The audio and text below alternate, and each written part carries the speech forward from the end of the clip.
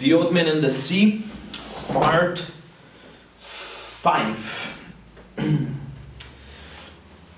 They walked up the road together to the old man's shack.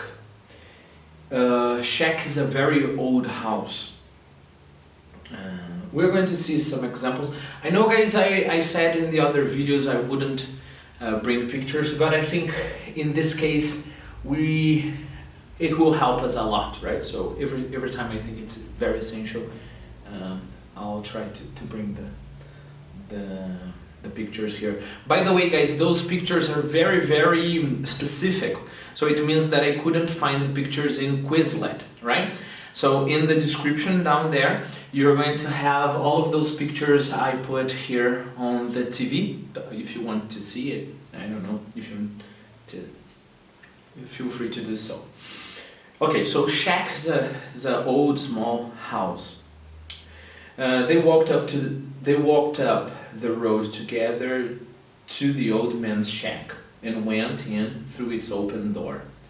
The old man leaned the mast with its wrapped sail against the wall, and the boy put the box and the other gear beside it. Okay, so guys, lean. If I am leaning against the TV, for example, I'm doing like this, okay, but I'm not going to lean completely against the TV because I'm fat and I'm going to break the TV, but you got the idea, right? Wrapped, we could understand here as a synonym for furled, remember? We have something called wrapping paper. Let's imagine you're going to buy me a present because you were so happy with those videos. You want to buy some books to me, right? But you want the books to look nice and you want me to get surprised. So you're going to get wrapping paper and you're going to wrap the books before you give them to me, right? Just one expression connected to that, guys. When you say let's wrap it up for today, it's like let's close the class, let's end the class for today.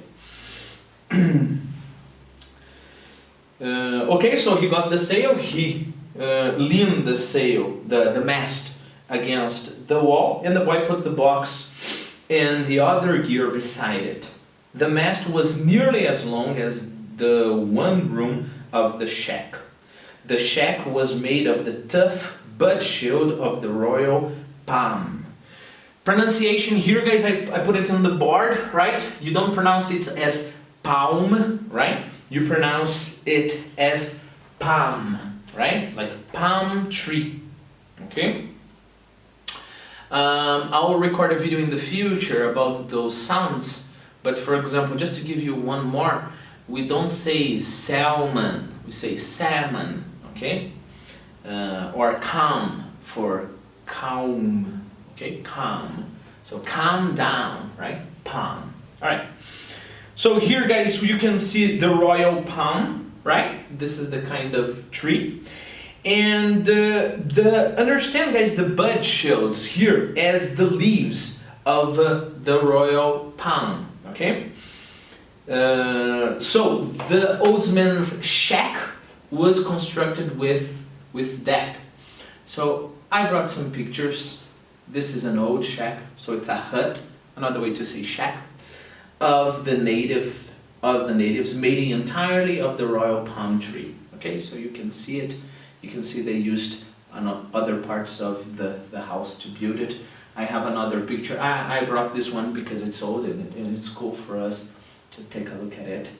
But I brought another one that is this one. You can see, you know, entirely built out of the palm tree. Okay. Going back, so a shack, right? I gave you examples of 2 shacks. Okay. The shack was made of the tough is hard, right? Bud shields of the royal palm, which are called guano. And in it there was a bed, a table, 1 chair, and a place on the dirt floor to cook with charcoal. Charcoal are those black things you use to cook, to fire up if you want to make a barbecue, for example. On the brown walls of the flattened, overlapping leaves of the sturdy fiber guano. Okay, let's understand that part before I'll go back to that. Overlapping is like this. Guys, imagine I have two pieces of, I don't know, two planks, okay? I can put them side by side, like this, and try to connect them. Or I can make one overlap the other. Now they're overlapping just a little. Now they're overlapping a lot, okay? So we have the leaves, right? Overlapping each other, of course, but here we're talking about hundreds of leaves, right? So going back, on the brown walls of the flattened, flat is like this, okay? It's not like a mountain, so it's flattened. Somebody flattened the leaves.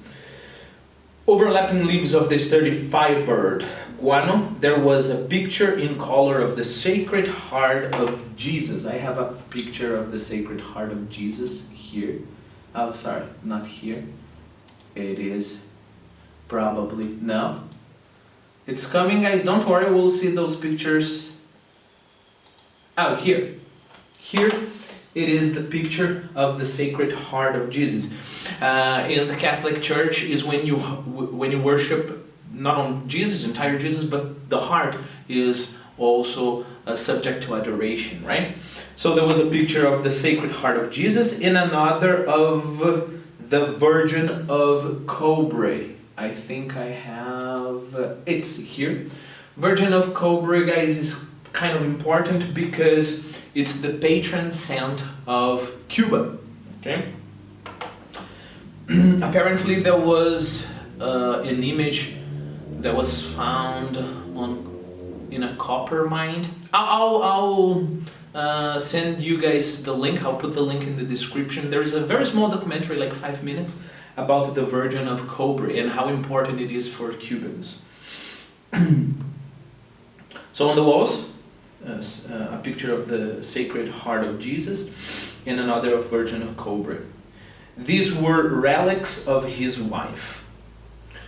Once there had been a tinted photograph of his wife on the wall, but he had taken it down because it made him too lonely to see it, and it was on the shelf in the corner under his clean shirt. So guys, let me show you, you have seen it very briefly, two tinted photographs. I brought this one just to show you what was the process like. Again, guys, I've sent in the description something about tinted photos, right? We are talking here, guys, about a time when photos didn't have color, right? They were black and white. So what would people do?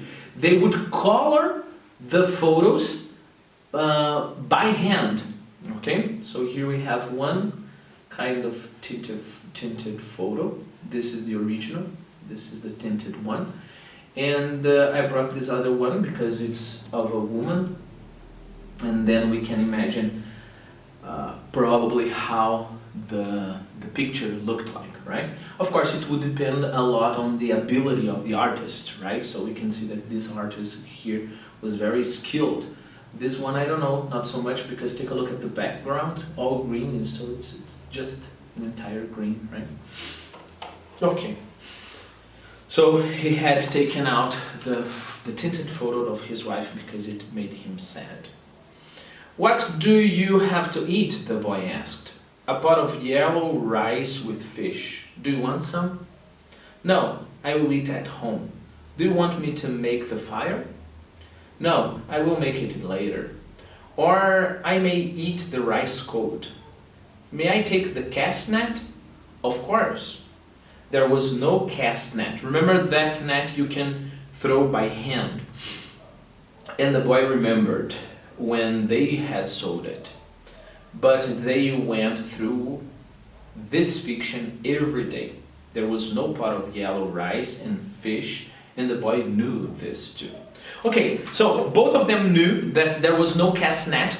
The old man had to sell it because he was too poor. And both of them knew that there was no yellow rice and no fish. But again, both of them talked about that. I would like your opinion, guys. Why do you think they went through that fiction? You know, they pretended every time that there would still be yellow rice and fish.